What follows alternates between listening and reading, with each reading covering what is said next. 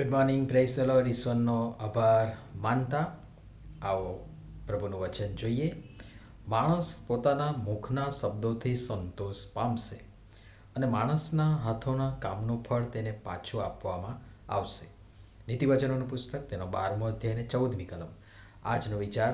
ખ્રિસ્તમાં અતિ પ્રિયવાલા મિત્રો, પ્રભુ ઈસુ ખ્રિસ્તના સામર્થ્યવાન નામમાં આપ સર્વને સવારની પ્રેમભરી સલામ સાથે ખૂબ સારી શુભેચ્છા પાઠવતા ઈશ્વરનો આભાર માનું છું, આનંદ અનુભવું છું.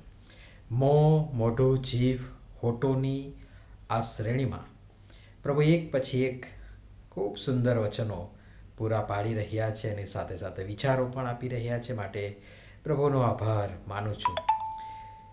આજના વચનમાં બે બાબત છે.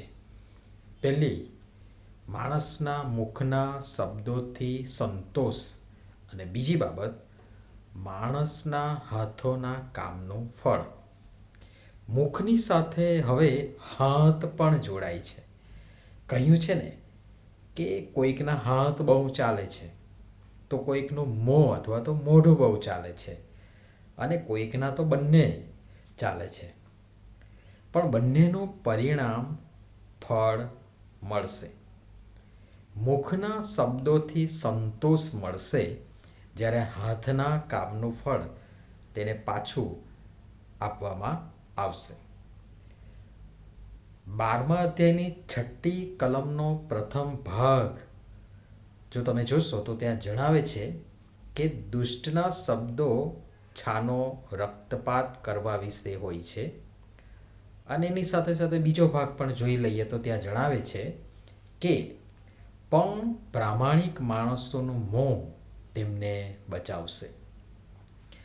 વળી નીતિ વચનોમાંનું ખૂબ પ્રચલિત, બહુ જ પ્રચલિત, અને આપ સર્વને ખબર જ હશે, એ વચન આપને યાદ જ હશે, અને એ તો છે 25મા અધ્યાયની 11મી કલમ. પ્રસંગને અનુસરીને બોલેલો શબ્દ રૂપાની ટોપલીમાંના સોનાના ફળ જેવો છે.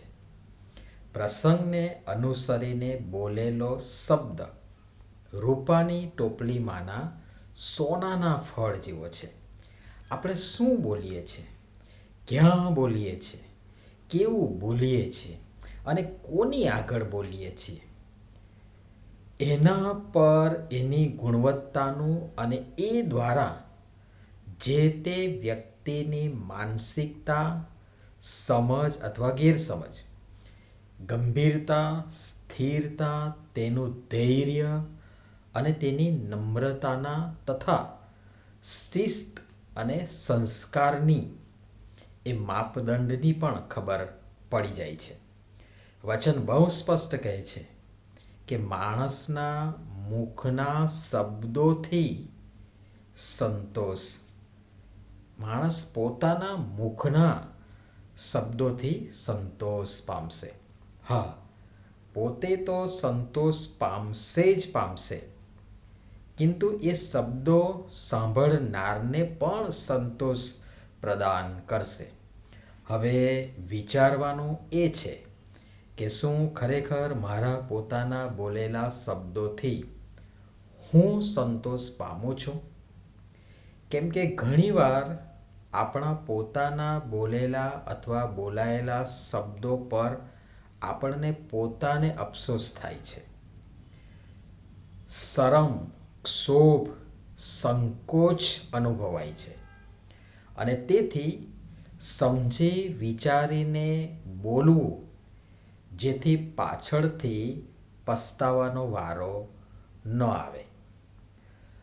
જુઓ, વચન આગળ આપણને શીખવે છે અથવા તો કહે છે 12મા અધ્યાયની 25મી કલમમાં કે પોતાના મનની ચિંતા માણસને વાંકો વાળી દે છે, પણ માયાળુ શબ્દો તેને ખુશ કરે છે.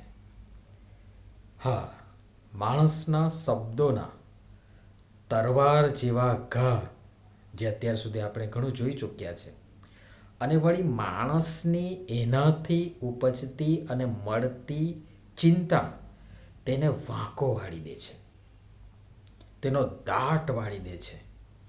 પણ જેમ જ્ઞાનીની જીભ, જેના વિશે પણ આપણે આગળ જોયું છે, જેમ જ્ઞાનીની જીભ આરોગ્યરૂપ છે, તેમ કોઈકના માયાળુ શબ્દો તેને ખુશ પણ કરે છે. હવે એકવાર ફરી આત્મમંથન, આત્મતપાસનો વિષય આવે. મારું મોઢું, મારું મોં, મારી જીભ, મારા હોઠ અને મારા શબ્દો, બોલાયેલા શબ્દો સંતોષકારક અને ખુશ કરનાર છે કે સમયાંતરે વળીને પાછા આવી મને પણ ઘા મારી, મને પણ ઘાયલ કરનાર છે. યાદ રાખો, રૂપાની ટોપલીમાંનું સોનાનું ફળ, પ્રસંગને અનુરૂપ બોલેલા શબ્દો.